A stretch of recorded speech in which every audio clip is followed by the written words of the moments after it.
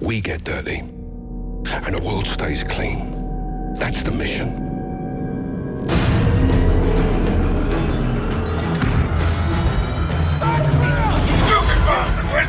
You can't know war unless you have fought arse over elbow in some shitbog full of traps.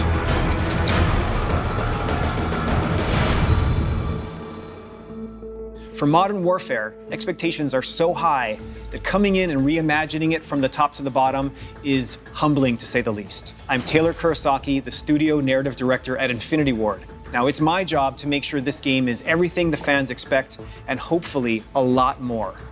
Today, I have an opportunity to sit down and chat with someone who has a similar challenge and responsibility, and that is Barry Sloan, the guy that's bringing to life one of the most beloved characters in the Call of Duty series. Thanks for being here. Of course, mate. It's a pleasure. What was it like for you to be put into this role, and how does that relate to your experiences of playing Call of Duty in the past? I was very drawn from Call of Duty 4, the first Modern Warfare when that came out. I had that as part of my upbringing, my childhood, and then to become him has been just an incredible experience. I knew that if we found a guy who could exude what I think we all have in our collective memory of a guy that is Price, yeah, the ceiling would be way higher. And I think that's what we got with you. And obviously I wasn't aware, because you weren't saying it was Captain Price. You were just saying, I can't remember the name on the audition, but it was Commander Sykes. Yeah. I knew in that moment, I felt like, okay, this is the guy. This is our Price. I wanted to be able to drop your voice into a real thing that we were working on. Okay. And so I couldn't have you say, under my command, exactly, yeah. Commander Sykes. Yeah, exactly. Yeah. So I crossed out Commander Sykes, and I probably shouldn't have done this. It's probably a total breach of protocol and whatever. But I just wanted to hear your voice saying those words. Yeah. So I crossed it out, yeah, and I wrote, under my command, Captain John Price. Yeah. And I do remember saying, oh, that's a name drop. Right there, that second, I was like, okay, here we go. Under my command, Captain John Price, you will have full executor authority. One of the most exciting things for me is the collaborative nature of what it takes to make this. Yeah. And how many people are responsible for the performance. And I remember speaking to Mitch, who's our technical advisor who I'd worked with before, and he said, you know, no one man can play Price, it takes an army. And it's very much that, and it has been from day one. You know, I'm the first guy to ever get to physically move him, so I had to find a way to make this guy real and believable, and a guy who can work in a 2019 scenario. Above all else, he is a protector, and he is a guide. But I wanted to make sure that in every scene I'm checking in on the person that I'm with. But I tried to make this Price be someone who you would aspire to be. Well, it's not over yet. Trust me.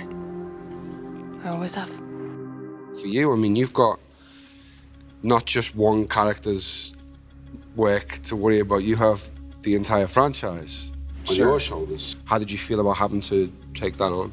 Our goal was to make a game that gave all those feelings that we've had playing the original series, because we have to not just exceed the expectations of what those other games were, we have to exceed the expectations of what your memories were of playing those games. Nostalgia's a tough battle. Yeah. We didn't want it to just be another one. We didn't want it to just be, it's close enough to the original games. A bunch of the original guys that made Modern Warfare heard that we were working on it, and they were like, I want to be part of that. So we got an infusion of the original blood, and so I think we were prepared to take on this huge undertaking and this huge honor. As someone who is a fan of gaming, who plays, although I'm filming it, I'm still not part of the process of making them. You've taken what was the acceptable level in this genre and put it somewhere that people are now going to have to try and get close to, because it's blown my mind what I've seen. I didn't expect it to look as incredible as it does. It's really, really special. When can you breathe? We just did. So let's talk about embodying the man, yeah, right? Being on the PCAP stage, making a TV show or a film versus making a game, and what that experience means to you. There's much more parallels to theatre and video game. because you're being asked to dispel belief in a similar way. You know what I mean? It's that you know you're going into a make-believe world quite clearly. You're separated from it, but your brain allows you to believe aspects are real. You can almost touch it these days with the way video games look, and so that aspect of bringing your audience to you it feels like theatre to me in that sense as well, and certainly the way we film it, because you know when you're on a film set or a TV set, you know like now I can look at the camera, I can speak to the operator, and I can know, okay, this is probably a tight shot. Hopefully I'm getting it right somewhere around here to about here. I know I've got about this much space, and then my frame cuts off. So I can manage my shot or my performance for that particular shot. But when we shoot PCAP, we have the whole room. Yeah. And I don't know what point you're going to come in for the close-up of Price in here, or when you're going to need to be super wide to get the feel of the scenes. You have to be on the whole time. You have to know the man or the woman that you're playing and be in there, locked in the whole time, because it could be on you when you don't expect it. Like Jeff will be there with the camera making the shots, but that's not necessarily the shot. Yeah. You can't play to that camera because it's not there, so it's like you have to just let him direct you through, but not react to the camera being there. We're all just pawns in this. You speak for yourself. Talk about the training you went through with Mitch. It was tough, man. Mitch and Steve, they both served in the SEAL teams, and their way of educating actors is to literally drop you into the most realistic version that is possible. A lot of my technique is from him. Like, just in general, my shooting technique, the way I clean rooms, come from his techniques. Get down on the fucking floor now! Get down! Get on the fucking floor! Stay there! I mean, the war genre in general, it's a source of pressure. Yeah.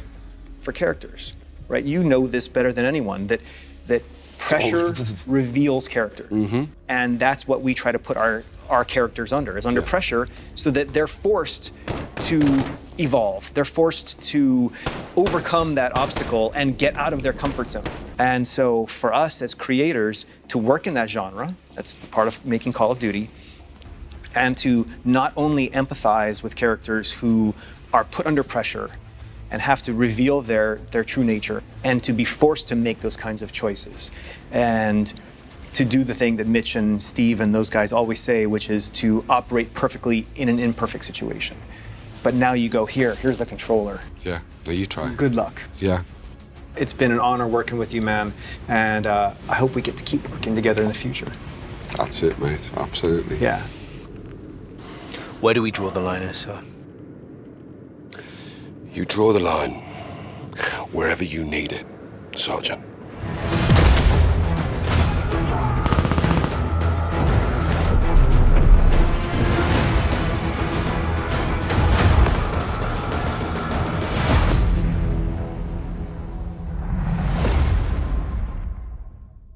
Purchase digitally and get the XRK Weapons Pack.